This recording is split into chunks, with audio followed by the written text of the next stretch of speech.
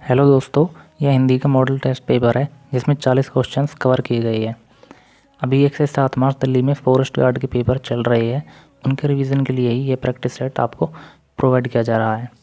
और आने वाले एग्ज़ाम्स में जिनमें हिंदी लैंग्वेज आती है उनके लिए भी आप इस वीडियो के ज़रिए रिवीजन कर सकते हो। तो चलिए शुरू करते हैं। इसमें सबसे पहले एक गद्यांश दिया हुआ है, मीन्स एक पैसेज है जिसके कुछ क्वेश्चंस दिए हुए हैं। तो चलिए पैसेज को एक बार पढ़ लेते हैं। सौंदर्य की परख अनेक प्रकार से की जाती है। बाहरी सौंदर्य की परख समझना तथा उसकी अभिव्यक्ति करना सरल है। जब रूप के साथ चरित्र का स्पर्श हो जाता है तब उसमें रसास्वादन की अनुभूति होती है। एक वस्तु सुंदर तथा मनोहर कही जा सकती है, परंतु सुंदर वस्तु केवल इंद्रियों को संतुष्ट करती है, जबकि मनोरम वस्तु चित्त को भी आनंदित करती है। इस दृष्टि से कवि जयदेव का वसंत चित्रण सुंदर है तथा कालिदास का प्रकृति वर्णन मनोहर है, क्योंकि उसमें चरित्र प्रधानता है। सुंदर शब्द संकीर्ण है, जबकि मनोहर शब्द व्यापक तथा विस्तृत है। साहित्य में साधारण वस्तु भी विशेष प्रतीत होती है तथा उसे मनोहर कहते हैं। तो इस पैसेज का पहला क्वेश्चन है, सौंदर्य की परख की जाती है। तो पैसेज के अकॉर्डिंग इसका ऑप्शन बी सही हो जाएगा। चलिए नेक्स्ट क्वेश्चन पर चलते हैं। रसास्वादन की अनुभूति का बोध होता है। इसका ऑप्शन ए ठीक हो जाएगा। क्यों? क्योंकि जब रूप के साथ चरित्र का विस्पर्श हो जाता है तब उसमें रसास्वादन की अनुभूति भी होती है। इस प्रकार दूसरे क्वेश्चन का आंसर रसास्वादन की अनुभूति का बोध होता है चरित्र स्पर्श रूप से, ऑप्शन ए। चलिए नेक्स्ट क्वेश्चन पर चलते हैं। कवि जयदेव का वसंत चित्रण सुंदर है पर मनोहर नहीं, क्योंकि इसका ऑप्शन बी ठीक हो जाएगा। कवि जयदेव का वसंत चित्रण सुंदर है, इसमें कहीं भी चरित्र की प्रधानता नहीं दिखाई देती। इस कारण क्वेश्चन 3 का ऑप्शन बी ठीक हो जाएगा। उसके बाद चलिए अगले क्वेश्चन पर चलते हैं। क्वेश्चन नंबर 4 कालिदास के प्रकृति वर्णन का आधार है। इसका ऑप्शन बी ठीक हो जाएगा, क्योंकि यहाँ पैसेज में बोल रखा है कालिदास का प्रकृति वर्णन मनोहर है। क्वेश्चन नंबर 5 है, ऊपर दिए गए गद्यांश का उपयुक्त शीर्षक है। इसका ऑप्शन सी सही हो जाएगा। चलिए अगले क्वेश्चन पर चलते हैं।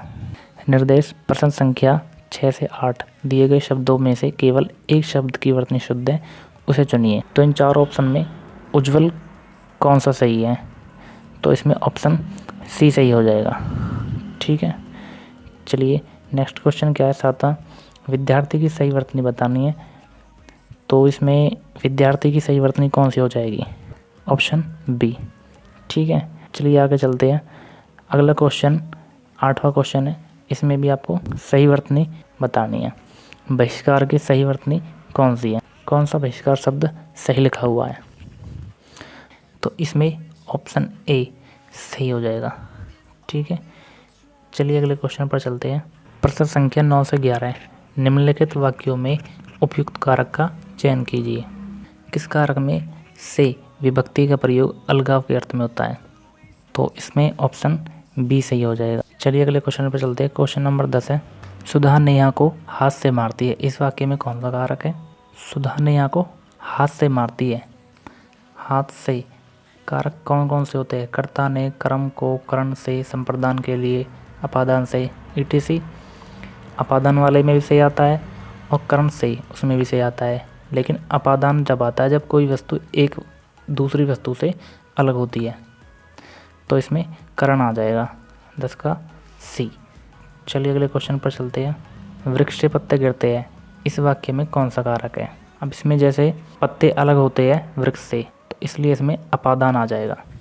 11वें क्वेश्चन का आंसर हो जाएगा अपादान, ऑप्शन डी। ठीक है, अगला क्वेश्चन है आह्वान का विलोम शब्द छांटिए। तो इसका आंसर हो जाएगा सी, विसर्जन। आह्वान का विलोम शब्द होता है विसर्जन। ठीक है, अगला क्वेश्चन है निम्नलिखित में से किस वाक्य में भूतकाल है? ऑप्शन ए मैं कल घर जाऊंगा, बी मैं यहाँ रोज आता हूँ, सी वह राजकोट से जा चुका है, और डी है मैं मुंबई से आ रहा हूँ। तो भूतकाल के लिए इसमें ऑप्शन सी सही हो जाएगा, वह राजकोट से आ चुका है, क्योंकि इसमें चुका है। ठीक है, अगले क्वेश्चन पर चलते हैं। प्रश्न संख्या 14 से 16। निम्नलिखित लोकोक्तियों मुहावरों के सही अर्थ चुनकर लिखिए। 14वां क्वेश्चन है एक पंथ दो काज, इसका अर्थ बताना है। तो इसका आंसर हो जाएगा सी, एक साथ दो लाभ लेना। ठीक है, चलिए अगले क्वेश्चन पर चलते हैं। हृदय सम्राट, इसका अर्थ क्या है? इसका ऑप्शन ए, मनमौजी व्यक्ति। ठीक है, चलिए अगले क्वेश्चन पर। ठीकरा फोड़ना, इसमें इसका आंसर हो जाएगा दोष लगाना। ठीकरा फोड़ना क्या अर्थ होता है? दोष लगाना, ऑप्शन बी। ठीक है, अगला क्वेश्चन क्या है? प्रश्न संख्या 17 से 21। निम्नलिखित वाक्यों में आए रिक्त स्थानों की पूर्ति कीजिए। तो 17वां क्वेश्चन क्या है? प्रत्येक राष्ट्र की अपनी एक खालिस्तान होती है। प्रत्येक राष्ट्र की अपनी एक क्या होती है? वेशभूषा, कल्पना, राष्ट्रभाषा, राज्यभाषा। तो प्रत्येक राष्ट्र की अपनी एक राष्ट्रभाषा होती है। ठीक है, अगला क्वेश्चन है रेल दुर्घटना में कई सौ यात्रियों की खालिस्तान हुई। हत्या, हानि, क्षति या मृत्यु? तो इसमें हो जाएगा मृत्यु, 18 का, क्योंकि रेल दुर्घटना में कई सौ यात्रियों की हानि नहीं हो सकती, हत्या भी नहीं हो सकती, हत्या तो की जाती है, और क्षति भी नहीं होती। तो इसमें ऑप्शन डी हो जाएगा मृत्यु। ठीक है, चलिए अगले क्वेश्चन पर चलते हैं। रामायण की घटना महाभारत की घटना की खालिस्तान थी। इसका ऑप्शन सी सही हो जाएगा, पूर्ववर्ती। ठीक है, तो अगला क्वेश्चन है प्रत्येक भाषा की अपनी एक खालिस्तान होती है। प्रत्येक भाषा की क्या होती है? अपनी एक, परवर्ती। ठीक है, प्रत्येक भाषा की अपनी क्या होती है? परवर्ती, ऑप्शन डी। अगला क्वेश्चन है सादा जीवन उच्च विचार सफलता की खालिस्तान है। तो इसका ऑप्शन हो जाएगा बी, कुंजी। सादा जीवन उच्च विचार सफलता की कुंजी है, ऑप्शन बी। ठीक है, अगला क्वेश्चन है निम्न में कौन गुणवाचक विशेषण नहीं है?